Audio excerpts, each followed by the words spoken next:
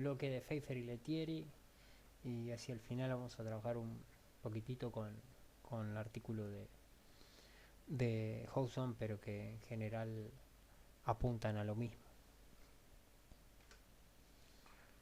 Bien, algo de esto ya lo habíamos trabajado y estaba en alguna de las explicaciones, pero bueno, vamos a reconstruirlas. ¿Qué es lo que sucede en ese 48, en aquel proceso revolucionario que convulsiona toda Europa? En principio se produce luego de eso una crisis del espíritu romántico, socializante y nacionalista. ¿Qué quiere decir esto? ¿A qué apunta esto? Lo que sucede en el 48 es de algún modo la derrota de ese proceso revolucionario y de alguna manera, por eso justamente el corte histórico que hace Hobsbawm en la era de la revolución es justamente en este año. Es en el 48 donde el proceso o el ciclo revolucionario iniciado por 1789, por la revolución industrial también, o sea, por la revolución francesa, la revolución industrial, y todo ese proceso revolucionario de alguna manera se cierra con este 48. La burguesía revolucionada en términos industriales, revolucionada en términos democratizantes o anti-régimen en 1789 hace eclosión en 1848. ¿Por qué? Porque hasta acá venía sosteniendo una alianza con varios de los sectores perjudicados en el antiguo régimen. Los comerciantes, o sea, un sector de la burguesía, esa burguesía industrial, artesana, movilizada de alguna manera en la calle, y además de eso los campesinos y los trabajadores. O sea, la alianza entre la burguesía y el movimiento popular de los trabajadores, de los campesinos, se rompe. Básicamente, ¿por qué? Porque esa radicalización que arrastra este movimiento más popular empieza también a cuestionar la existencia o el poder que la burguesía trata de acaparar. Entonces el proceso anti-régimen, anti-antiguo régimen, es un proceso democratizante y es tan democratizante que apunta a un gobierno mucho más popular, a algo más socializante, munido de un romanticismo que surgió después de 1789. Y que tiene que ver con esta nueva identidad de la nación. Es la nación la que emerge de las ruinas del antiguo régimen. Entonces, en esa coyuntura, lo que aparece, o la fuerza que se pone en evidencia, es justamente esta mezcla entre la burguesía, los campesinos y los trabajadores. Pero que prontamente, en 1848, frente a la radicalización de la protesta, se resquebraja y se parte al medio. La burguesía traiciona a los sectores populares y se acerca a los sectores aristocráticos. En ese contexto de ruptura con los sectores populares, con los trabajadores, con los campesinos, con los artesanos, la burguesía tiene que incorporar un concepto que tenía una connotación negativa, que es el concepto de orden. El concepto de orden estaba asociado al antiguo régimen, estaba asociado a la aristocracia. Pero en esta coyuntura de profunda y de constante movilización de revoluciones cada vez más radicalizadas, la burguesía necesita llevar el sistema al orden, necesita forjar una alianza que le permita cierto grado de estabilidad que sostenga los grados de rentabilidad económica. Por lo tanto, va a acercarse la burguesía a ese sector aristocrático y además va a sumar al ejército como un aliado necesario. Es la burguesía la que se está apropiando del Estado. No es otra, digamos, no es otra la estrategia. Es el Estado en torno a la burguesía o la burguesía apropiándose del Estado, manipulándolo.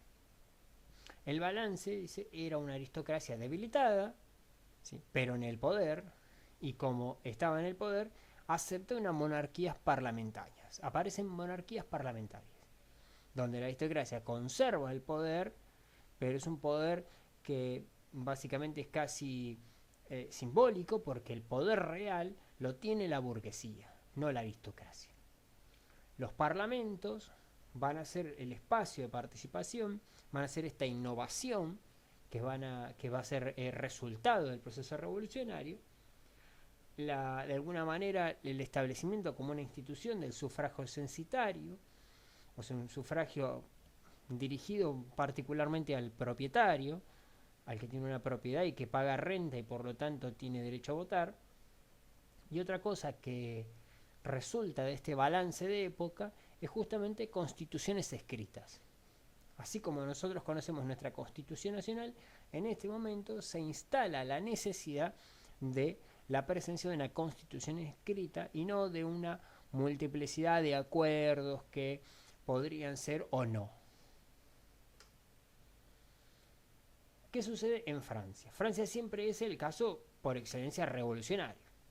Entonces, el proceso francés lo que pone en evidencia es que ese reformismo de obreros y burgueses, ¿sí?, contra la aristocracia, llega a un punto un poco más lejano que en otros casos. Acceden al sufragio universal, digamos, para demostrar, digamos, el nivel de reformismo que tiene la burguesía y el movimiento obrero. También es mucho más fuerte la aristocracia en Francia. Pero esta importancia, ¿no?, de los sectores revolucionarios hace que la burguesía tema su propia desaparición, y en el miedo de su propia desaparición termina rodeando de alguna manera a Bonaparte y, o sea, al sobrino de Napoleón, y lo convierte en candidato.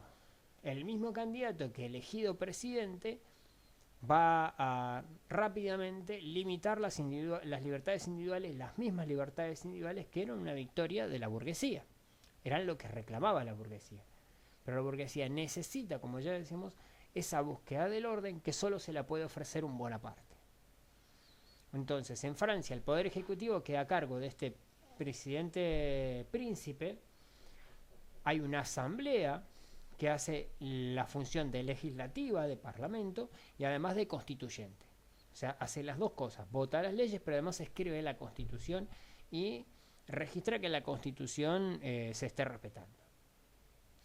Este príncipe presidente no tiene derecho a reelección, pero pronto, cuando Bonaparte ve concluyendo su mando, intenta reformar el artículo. Visto que no puede reformar el artículo y no tiene apoyo, lo que hace es un autogolpe, un golpe de Estado contra él. Como Marx diría, el 18 Brumario, su propio 18 Brumario. O sea, el 18 Brumario fue en el momento en que Napoleón Bonaparte, el Napoleón que todos conocemos, se declara emperador. Pero no es un golpe, él se proclama emperador. En una fecha que es el 18 de Brumario. Lo interesante es que, bueno, este Bonaparte necesita su propio 18 de Brumario, porque si no hace ese autogolpe, prontamente pierde su lugar de presidente y necesita... ¿Por qué decimos un autogolpe? Porque él es el presidente y hace un golpe de Estado, técnicamente, contra el presidente, que es él, ¿a favor de qué? De convertirse en lo que es de ahora en adelante un emperador. Es lo que se conoce como el Segundo Imperio. Entre 1852 y 1858 limita directamente las libertades individuales y controla las reuniones y las participaciones políticas. En el caso de lo que está sucediendo en Alemania, o digamos la cultura alemana, Prusia, que es el imperio prusiano, plantea lo que se llama el Zollverein, que serían como las dos opciones: o una pequeña Alemania, que es la Alemania que está vinculada a Prusia en el espacio prusiano, o la Gran Alemania, que es la misma Prusia, pero incluyendo también el territorio austríaco. Esas, digamos, como los dos planes, el plan mínimo y el plan máximo. En paralelo hay una crisis del imperio austríaco, que en este momento el imperio austríaco es el imperio austrohúngaro, y tiene una coyuntura de casi de desmantelamiento en cuanto a lo político, a lo institucional, y en paralelo una crisis de alguna manera en cuanto al atraso que se le está generando en términos de no iniciar un proceso de industrialización. En el caso prusiano, la llegada de Bismarck, Otto von Bismarck, designado para el cargo de canciller, le da un salto a Prusia en cuanto a poder pensarse dentro de la diplomacia y de la estrategia mundial y continental, en términos de convertir a Prusia ahora sí en una auténtica potencia militar. Entre 1850 y 1860 Si la burguesía de Prusia logra vencer de alguna vez el poder de los terratenientes, los Junkers, y gracias a poder vencer el poder de estos terratenientes, se consolida como la principal aliada del Estado. Por lo tanto, de acá en adelante, el Estado prusiano va a fomentar la industrialización en apoyo con este sector de la burguesía. Una industrialización que va pegada a los ferrocarriles, como vamos a ver más adelante, pero que también tiene que ver con la producción de armas. En 1866, con la muerte del duque de Holstein al sur de Dinamarca, Prusia reclama Holstein y también Hilfeld. En esos dos territorios, en el 66, lo que hace es integrar supuestamente territorios que corresponden al mundo alemán, a la cultura alemana. Y construye del 71 adelante el intento de lo que se conoce como el Imperio Alemán. Ese Imperio Alemán incorpora todos los territorios que se consideran alemanes. El último territorio considerado como alemán es Alsacia y Lorena, parte de Francia, lo que inicia la guerra franco-prusiana. Entonces, la guerra franco-prusiana no solamente es la expresión de la unificación alemana y el proceso alemán de industrialización y de carrera armamentística, sino también el final de aquel imperio que había forjado Luis Bonaparte en Francia. Aquel que hizo un autogolpe y que ahora en 1871 es derrotado en esta máquina de guerra que es Prusia, ¿sí? Y esa máquina de guerra derrota a Napoleón Bonaparte y retrocede frente a la emergencia de lo que se conoce como la Tercera República. La Primera República es la de 1789, la Revolución Francesa. La Segunda República es la de 1848, en la que le da el poder a Bonaparte. Y la Tercera República es la que emerge del resultado de la Guerra Franco-Prusiana. La Asamblea Nacional dirime entre una nueva estructura republicana, una nueva forma de gobierno, o las posiciones monárquicas de Carlos III el Borbón o de Felipe de Orleans, o sea, las dos dinastías vinculadas a la corona, tradicionalmente a la corona francesa, ¿sí? Que no son justamente la napoleónica. Entre esa coyuntura de guerra que veníamos de 1871 y la carrera armamentística prusiana, se organiza un periodo muy particular que es entre esa guerra de 1871 y 1914. Por eso tenemos una coyuntura donde va a haber un proceso de expansión mundial, que es el imperialismo, que es lo que nos lleva a trabajar de acá en adelante, pero también ese imperialismo es la carrera previa a lo que va a ser la Primera Guerra Mundial. Entonces voy a encontrar un nuevo colonialismo que no es el colonialismo de Portugal y de España y de Francia allá en el siglo XV, en el siglo XVI, sino es un colonialismo, o sea, un imperialismo como realmente lo conocemos, que busca ganar mercados internacionales, vendiendo productos, básicamente colocando productos, porque los mercados europeos están cerrados en términos de la competencia entre ellos o los precios poco favorables. Entonces yo puedo conquistar mercados internacionales convirtiendo esos territorios en colonias mías, obligándolos a comprar. A la vez que puedo conseguir materias primas baratas, ¿sí? Y por ese medio reducir precios. Y si reduzco mis costos, si puedo reducir mis precios de competencia, cuando vuelva de nuevo al mercado internacional podré ser relativamente más competitivo al tener costos más bajos.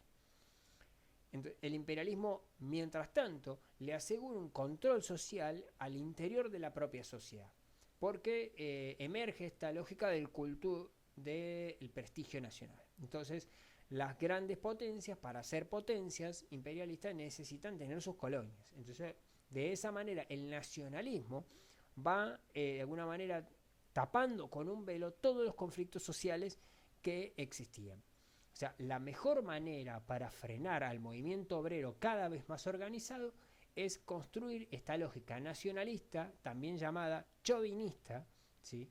Esta lógica chauvinista abrazada por el imperialismo. O sea, cualquiera que esté en contra de que mi país sea imperialista es un antipatria. Si es una antipatria, va en contra del prestigio de la nación. La otra justificación es que estas naciones son muy grandes, ¿sí? En términos de poder, de economía, que el espacio vital en el que están no les es suficiente, necesitan más espacio para poder expandirse porque son naciones grandes, no les alcanza el lugar donde están, entonces necesitan nuevos espacios. Esta es la teoría del espacio vital. La teoría del espacio vital es la teoría madre después para el fascismo y el nazismo, pero surge en este momento, ¿sí?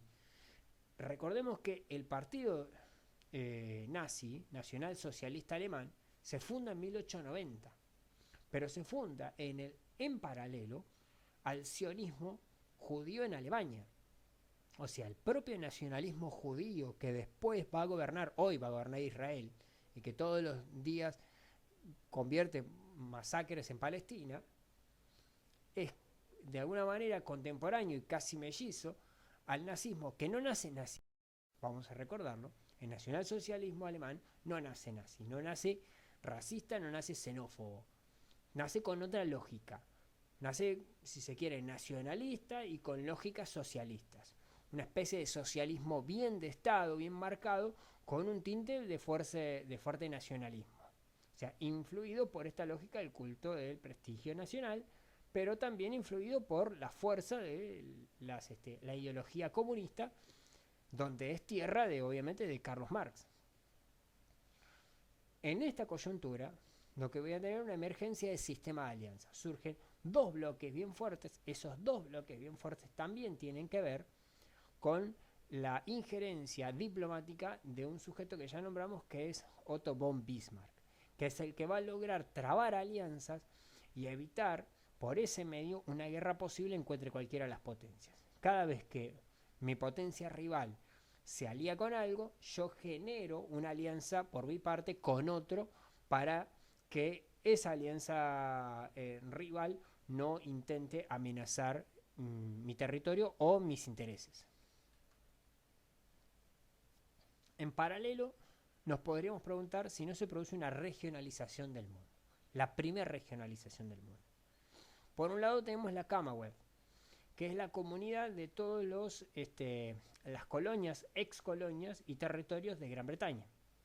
Hoffman lo va a decir más adelante. Acá surge el concepto de Reino Unido, ¿sí? Y hay un proceso de comunión, o sea, de unión entre las ex colonias. En 1890 estamos hablando de Estados Unidos, estamos hablando de Canadá,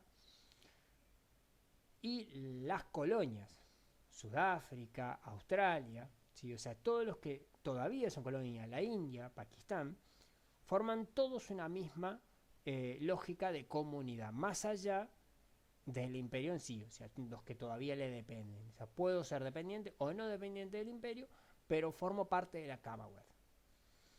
En América Latina, ¿sí?, aparece una lógica donde se reconoce que son estados soberanos y por reconocer que son estados soberanos, las potencias no pueden invadir, no pueden intentar conquistar, más allá de los intentos en Caracas, más allá de los intentos que hacen en México.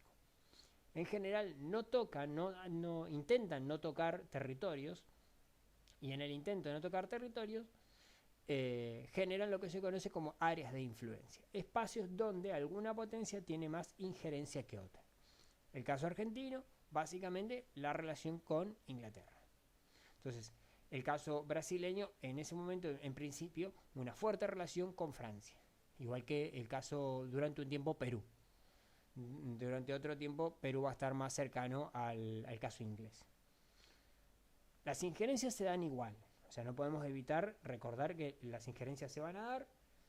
El caso concreto es el de Estados Unidos en varios de los territorios latinoamericanos, y después con la propia doctrina Monroe el freno y el inevitable respeto que Estados Unidos debe hacer sobre los territorios americanos. De ese modo tengo una África que se convierte en un espacio abierto de competencia, una competencia que puede ser violenta, o sea, frontal, a veces es indirecta, o sea, uso a una tribu, uso a un rey, uso a un cacique local para que genere conflictos con la potencia extranjera y se pelee con las tribus o los reinos o los caciques de otro territorio. Algo parecido pasa en Nigeria, algo parecido pasa en Camerún, o el Congo, que tiene varias acepciones, si es Congo belga, Congo alemán. Bueno, esos son los espacios de disputa. Ahí no son frontales entre las potencias, sino mediados por los sujetos locales. O de diplomacia, donde abiertamente las potencias se sientan, toman una regla y trazan los espacios. Por eso si uno mira el mapa de África se va a encontrar que varias de las fronteras africanas son líneas perfectas. Por lo tanto están hechas por los paralelos y las latitudes y establecidos cuáles son los territorios a repartir. O sea, es un abierto acto diplomático con un mapa en la mano y resuelto en Europa. Asia tiene una doble naturaleza. Por un lado pueden ser espacios de abierta confrontación, como en lo que se conoce como en la Guerra del Opio, o de áreas de influencia donde Inglaterra va negociando espacios, en realidad les ceden costas para que puedan establecer lo que se conocen como factorías o enclaves y por ese medio, sin introducirse dentro del continente, poder sostener cierto grado de comercialización. ¿Qué característica tiene la era del imperio? Si vamos a Hoffman. Hay una supremacía europea, ¿sí?, que no se había intentado convertir en una conquista hasta acá. O sea, había una supremacía ya anterior, pero que hasta acá no había sido conquista. Ahora se convierte en anexión y administración directa. O sea, hay una conquista de los territorios. ¿Cuáles son esas potencias? El Reino Unido, Francia, Italia, Países Bajos, Alemania, Prusia en realidad, Bélgica, Estados Unidos y Japón. Esos son los que intentan ocupar esos territorios. Japón va por Corea, por parte de China, por si alguno tiene alguna duda. Bélgica tiene el Congo, Alemania tiene una parte del Congo, también tiene una parte de Nigeria. Los Países Bajos junto con Bélgica también tienen algunos espacios. Estados Unidos tiene la mayoría de los territorios que conocemos hoy, como Hawái, tiene Tahití en esos intentos, se mete en Panamá, se mete en Nicaragua, de alguna manera controla Cuba en este momento. Bueno, Francia es un clásico, de hecho si uno observa los jugadores de fútbol, se va a encontrar que muchos de los jugadores de fútbol franceses son de rasgos afrodescendientes, y lo que marca claramente es de dónde vienen justamente de las antiguas colonias, porque tienen todavía vinculaciones con Francia, como Argentina las tiene con España. En el caso de Italia es muy particular porque Italia intenta algo parecido a todo el resto para tratar de demostrar su capacidad de imperio, y intenta invadir Etiopía y es derrotada. Y en esa derrota se queda con un fragmento que es Eritrea. Y eso la convierte en un imperio, por tener un pequeño territorio en África, mientras tendrá de alguna manera el orgullo de ser una de las dos potencias derrotadas en toda la historia del imperialismo. En el imperialismo solamente dos veces fueron derrotados los países europeos. Uno en Eritrea y el otro, la alianza anglo-francesa, cuando intentó entrar al Río de la Plata y Rosas los venció en la batalla de vuelta obligados. Esas son las dos grandes derrotas del imperialismo. ¿Qué es lo que busca en esta era del imperio? Básicamente materias primas y objetos exóticos, o sea, para una Europa ávida de productos nuevos. Lo que buscan es lograr la colocación de su producción industrial, ¿sí? Por otra parte, buscan demostrar la superioridad nacional frente al resto de las potencias, mientras que eso les permite dispersar al movimiento obrero organizado, por el fetiche de la nacionalidad. En paralelo, lo que se va a ir produciendo es una occidentalización del globo. Nos referimos a que de alguna manera la mayoría del globo empieza a hablar alemán, francés, español, inglés, y empieza a abandonar sus lenguas nativas, sus costumbres nativas. Me refiero a vestirse de pantalones y traje, leer y escribir, o sea, todos procesos que tienen que ver con la occidentalización del globo. ¿Qué dice en la introducción Hoffman? ¿Por qué leemos la introducción? O sea, es una cosa que por ahí no sucedió hasta acá. Me interesa que le presten atención. ¿Por qué? Porque nos da un reflejo bastante interesante, creo, de lo que es la era del imperio. Y tiene que ver con el pasado personal, el pasado de Erich Hoffmann. justamente narra en su momento que una joven termina el secundario en Viena, ¿sí? Dentro del Imperio Austrohúngaro, para que nos ubiquemos, en Austria, en 1913, y los padres la envían de viaje a la casa de un tío. El tío tiene varios, es un comerciante relativamente exitoso, tiene comercios o lugares de mercado en Esmirna, en Constantinopla, en Alepo y en Alejandría. La manda en Egipto, o sea, Alejandría. El tío Alberto la recibe, la joven en Egipto, y ahí en Egipto conoce esta joven, ¿sí? A un muchacho un poco más grande que ella. Verán en la introducción que se llevan bastantes años, pero que este muchacho había llegado unos años antes y que venía en particular de Londres, también en busca de negocios, de tratar de hacer una vía de éxito dentro de esta lógica del imperialismo, de buscar hacer una diferencia trayendo objetos extraños o mercancías, logrando vender mercancías inglesas. Este muchacho es el hijo de un ebanista, obviamente viene a buscar ébano a Egipto, ¿no? Pero ese ebanista en realidad es un polaco de la región rusa que emigró a Londres. Y esto trato de sintetizarlo para que lo armemos del todo. Entonces yo tengo un polaco ruso que emigra por los caos que se generan en Polonia, en la zona polaca rusa, a Londres. Continúa sus trabajos en Londres y manda a su hijo a Egipto.